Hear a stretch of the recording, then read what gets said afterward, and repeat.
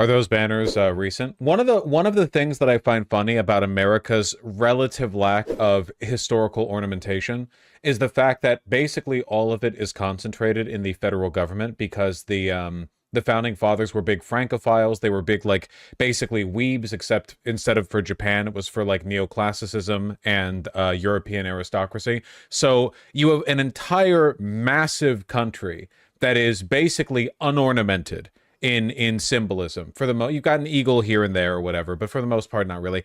And then in DC, in the Capitol building, the White House, absolutely full of that shit, you know, to the point where it's like, whoa, you know what I mean? There are still people in chat sometimes who are like, oh my God, that's the Roman fasces. When did that get put up? And it's like, dude, that's been there forever. That's they were huge Romophiles. It's funny. If you looked at American currency, it's just a pile of symbols. Yeah, it fuels conspiracism to this day. Is being a Romophile bad? I personally dislike neoclassicism. I think it's lazy and reactionary. Hitler loved it, so I'm against that.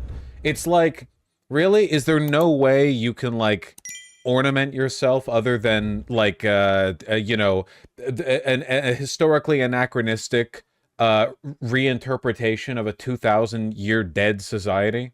It's just, it's not like it's done. It's played out. Build something new, you know? You know who else drank water? Hitler did not like neoclassicism just as a matter of, like, coincidence, okay? The veneration of a long-lost Aryan, Western, white empire, the obsession with white marble, something you see in Nazi Twitter account profile pictures to this day, as opposed to their painted actual facade that they would have had back in the day.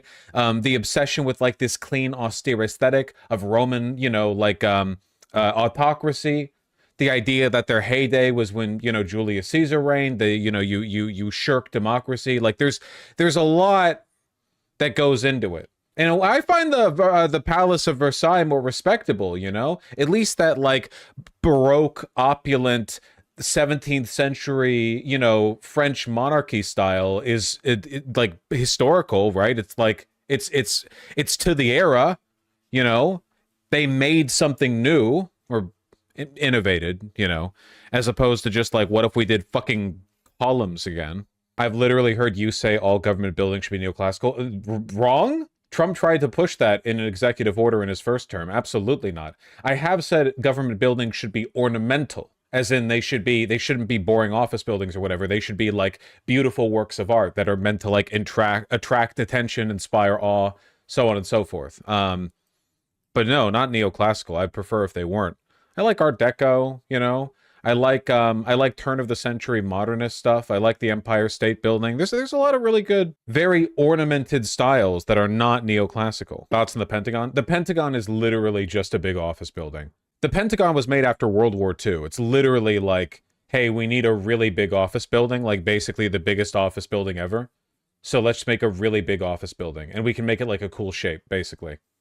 I do like Canadian Parliament. I've never seen this building before. Wow, actually, it's quite beautiful. You know, God bless the Canadians as they wage war on us from here. Vaush is against neoclassicism, but pro-Gothic revival curious. Yeah, I acknowledge there's a little bit of a contradiction there, but part of it is honestly just the fact that neoclassicism is overdone in America, and Gothic revival isn't. It's honestly, it's literally that. Again, like, I just want people to do something new. I'm really bored of neoclassicism. I don't like what it represents. I don't like how it looks. That's, you know, that's it. Didn't you live in DC? No, I visited DC. I've been in there for a few, like, days, you know?